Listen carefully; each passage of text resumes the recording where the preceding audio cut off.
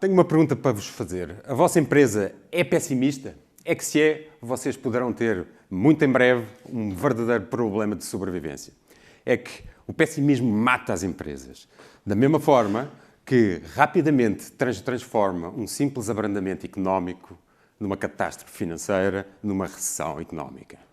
No fundo, é a velha questão. O copo está meio cheio ou meio vazio? E a verdade é que esta questão é absolutamente pertinente nos dias de hoje nas nossas organizações. E porquê? Porque se os nossos colaboradores tendem a ver o copo meio vazio, a consequência é que eles vão parar com frequência. Eles vão ter dificuldade em lutar perante as dificuldades, perante os desafios, e vão ter uma tendência enorme para desistir. É normalíssimo. Será muito difícil que sejam eles a encontrar as melhores soluções. Porquê? Porque o medo que o pessimismo gera faz com que o cérebro comece a raciocinar em termos de sobrevivência e não em termos de procurar uma solução válida. E pior, eles são o maior garante para a eliminação do erro e do risco. Algo que à primeira vista parece bom, mas que nos dias que correm é muito mau, porque a inovação não acontece sem o risco e sem o erro. E se nós eliminamos a inovação, então, no mercado, em permanente mudança, como temos hoje em dia, não sobrevivemos. E depois, os nossos colaboradores pessimistas têm um estilo de explicação muito curioso. Quando as coisas más acontecem, tendem a achar que elas vão durar para sempre, vão minar todo o nosso trabalho e nós somos verdadeiramente os responsáveis por esse acontecimento. E o que é engraçado é que quando estamos num projeto, vamos começar a ouvir frases como, por exemplo, este projeto nunca vai chegar ao fim. Jamais. E não existe um único fornecedor capaz de fazer isto. Ou eu sabia que eu sou péssimo a ajuizar e a avaliar a situação. Devia ter sabido. E são frases típicas de pessimismo. E o curioso é que quando acontecem coisas boas, os nossos colaboradores pessimistas vão dizer que é obra do acaso. Foi uma sorte. E é muito esporádico. E foi só desta vez. Qual é a consequência disto, objetivamente? A consequência é que o pessimismo limita. Os nossos colaboradores pessimistas vão se tornar, vão começar a sentir-se inúteis, vão começar a desistir com frequência e facilmente caem em estados depressivos. Já os nossos colaboradores otimistas, como é que vocês acham que reagem? Perante as mesmas situações, igualzinho. O que eles vão dizer é que os maus acontecimentos, obviamente, são meramente esporádicos, foi só esta vez e nós temos pouco a ver com esse assunto. Não temos grande responsabilidade. Isto é a explicação típica. E as frases vão ser bem diferentes. Vejam, vamos começar a ouvir na nossa empresa frases como: há alguns dias este projeto parece que não tem fim. Ou, por exemplo, este fornecedor não serve, vamos imediatamente procurar outro. Ou, por exemplo, eu sou ótimo a avaliar esta situação. Estranhamente, hoje não consegui fazê-lo. Vão ver?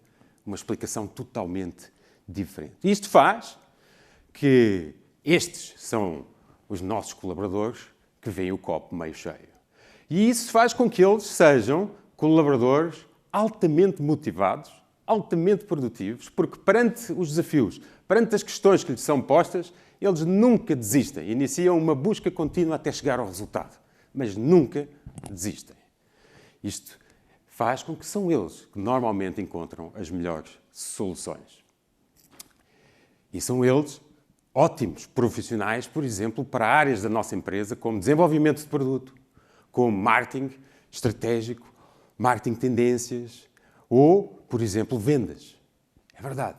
Ou na hora em que nós queremos começar um novo negócio, um novo produto, um novo serviço. Bom, então aí nós precisamos deles. Porque o pessimismo nada acrescenta ao empreendedorismo, nada acrescenta à inovação. Estudos feitos em agentes de seguros de vida provam que os vendedores otimistas vendem 88% mais do que os vendedores pessimistas. Isto é importante. Temos que passar o tempo a avaliar a forma como nós vemos os acontecimentos. E então, o que acontece é que quando alguma coisa começa a correr mal, há uma voz na nossa cabeça que nos vai começar a contar uma história, a dar-nos uma explicação para o que está a acontecer. E normalmente essa explicação é baseada nas nossas crenças. Então temos que estar atentos. Vamos estar atentos ao tipo de explicação que está a surgir. Se estamos perante um mau acontecimento, se essa explicação nos está a levar para algo, já sabia que isto ia acontecer, vai durar para sempre, eu tenho imensa responsabilidade nisto que está a acontecer, então nós estamos claramente a entrar num discurso de pessimismo.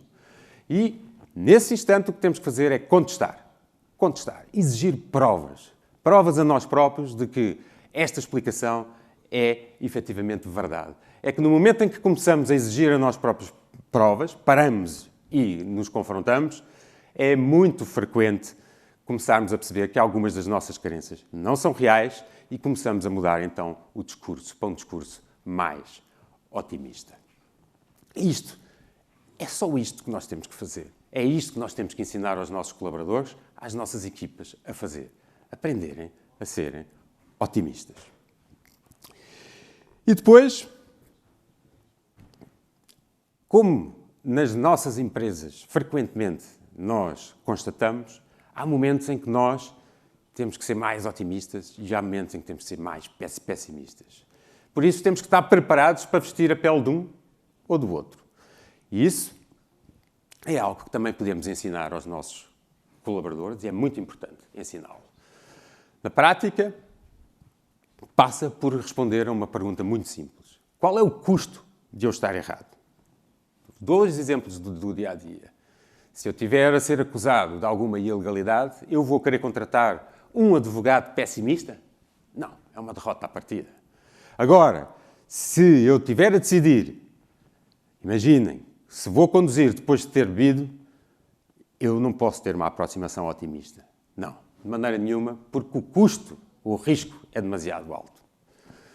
Portanto, o que nós temos que reter é que há efetivamente momentos em que podemos optar por uma explicação ou por outra. Nas nossas empresas é igual. Há funções em que nós vamos querer que as pessoas sejam mais pessimistas, funções de controle, como áreas financeiras ou controle de qualidade, naturalmente poderemos ter que utilizar frequentemente mais o otimismo do que o pessimismo. Mas a ideia que eu quero com que fiquem é que, se é verdade que quando a desvantagem é grande, o pessimismo tem a sua utilidade, usá-la como padrão no nosso dia-a-dia, no nosso cotidiano, torna a vida extremamente infeliz, inútil e sem esperança.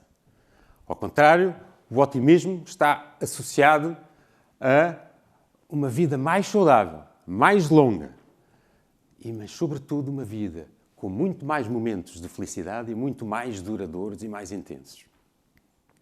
E isto é extremamente importante.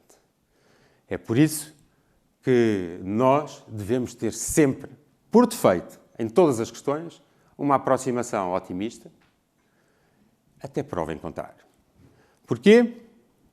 Porque, efetivamente,